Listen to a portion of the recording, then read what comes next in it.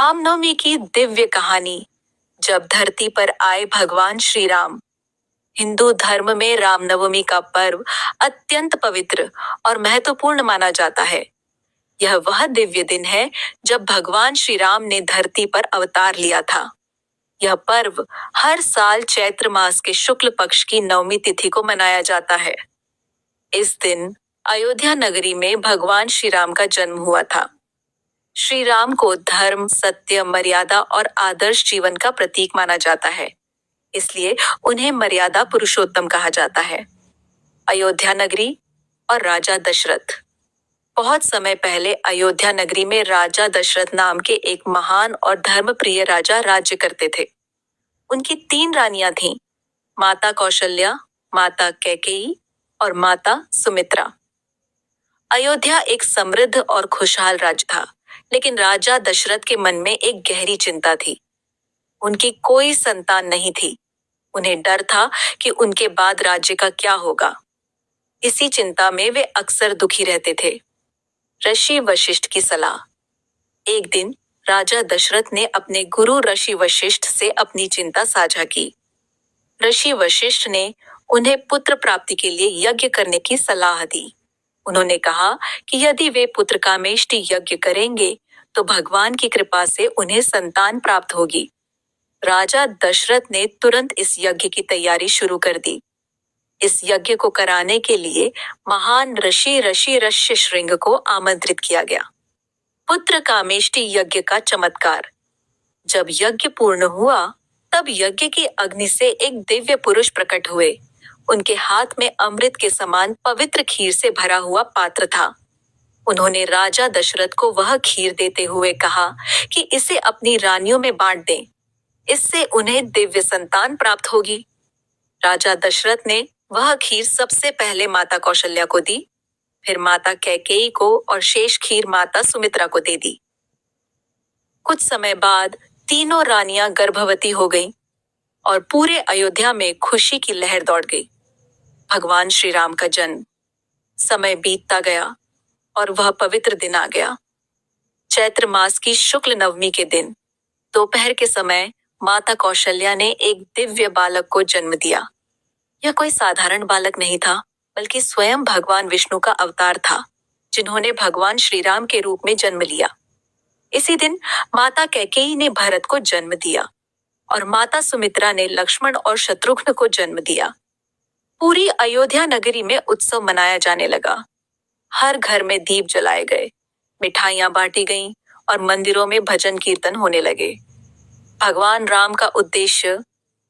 भगवान श्री राम का जन्म केवल राजा दशरथ के पुत्र के रूप में नहीं हुआ था। उनका अवतार धर्म की स्थापना और अधर्म के विनाश के लिए हुआ था।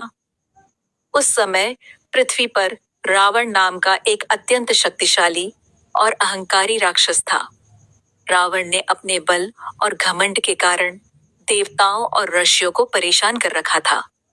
तब सभी देवताओं ने भगवान विष्णु से प्रार्थना की कि वे धरती पर अवतार लेकर रावण का अंत करें। इसी उद्देश्य से भगवान विष्णु ने श्री राम के रूप में जन्म लिया। श्री राम का बाल्यकाल। भगवान श्री राम बचपन से ही बहुत शांत, विनम्र और बुद्धिमान थे। वे अपने भाइयों से बहुत प्रेम करते थे। विशेष रूप से लक्ष्मण उन्हें बहुत प्रिय थे और हमेशा उनके साथ रहते थे। जब चारों राजकुमार थोड़े बड़े हुए, तब उन्हें शिक्षा के लिए ऋषि वशिष्ठ के आश्रम में भेजा गया। वहां उन्होंने वेद, शास्त्र, युद्ध कला और जीवन के उच्च आदर्श सीखे। श्री राम अपने अच्छे व्यवहार, सत्य और करुणा के कारण सभी के प्रिय बन गए। रामनवमी का महत्व। रामनवमी केवल भगवान श्री राम के जन्म का उत्सव नहीं है, बल्कि यह हमें धर्म, सत्य, कर्तव्य और आदर्श जीवन की शिक्षा भी देता है। भगवान श्री राम ने अपने जीवन में कई कठिनाइयों का सामना किया, लेकिन उन्होंने कभी भी धर्म का मार्ग नहीं छोड़ा। उन्होंने हमें सिखाया कि जीवन में चाहे कितनी भी समस्याएं आए, हमें सत्य और न्याय का साथ नहीं छोड़ना चाहिए। रामनवमी कैसे मनाई जाती है? रामनवमी के दिन भक्त सुबह जल्दी उठकर स्नान करते हैं और घर तथा मंदिरों में भगवान राम की पूजा करते हैं। कई लोग इस दिन व्रत रखते हैं और रामायण का पाठ करते हैं।